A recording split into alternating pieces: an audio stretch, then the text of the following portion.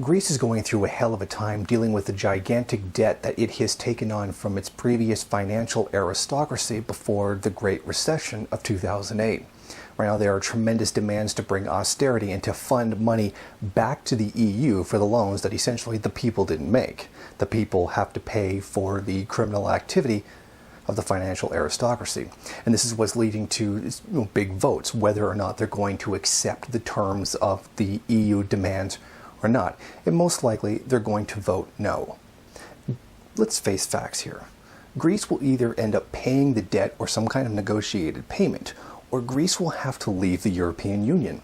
If they leave without paying the debt, then you know the European Union will carry out some kind of economic sabotage against the country for doing so. Now, when we actually look at history, when a more developed country is faced with a crisis like this, first and second world nation, they tend towards either concessions or fascism.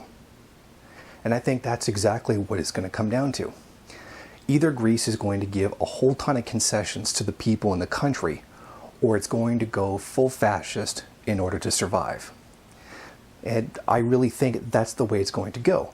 Every time a first or second world nation, particularly in Europe, has gone down that path, the more advanced ones, that's where they've gone.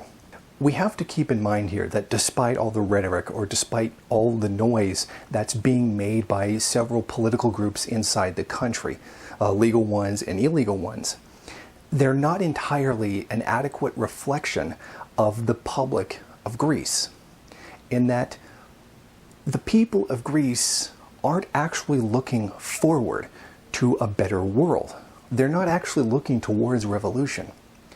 The average everyday Greek person on the ground is looking for things to go back to the way they were.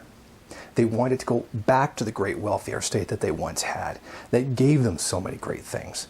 They're not actually looking forward to revolutionizing an entire new system. There are people who are looking to do that, but just because there are groups looking to do that does not mean that is the attitude and the atmosphere that the regular Greek person has. This is why it's different in a third world country as opposed to a first or second world country. The third world has nothing old way to bring back because they never had any better.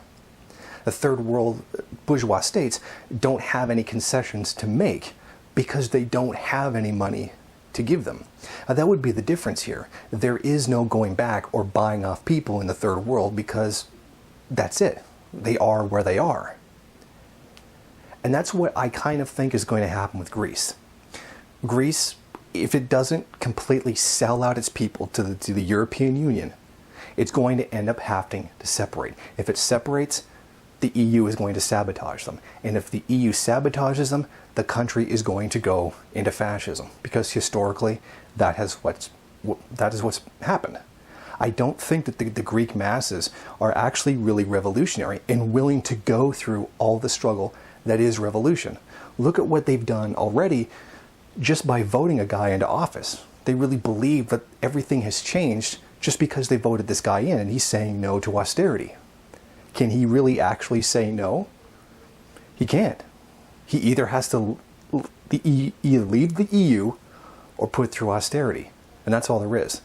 So, of course, we're going to have to wait and see what happens. But I don't think there's going to be a revolution there. And if it keeps going down this path, the country is not, it's going to end up going fascist. Because I think the real fascist tendency of the people is going to come out in that situation.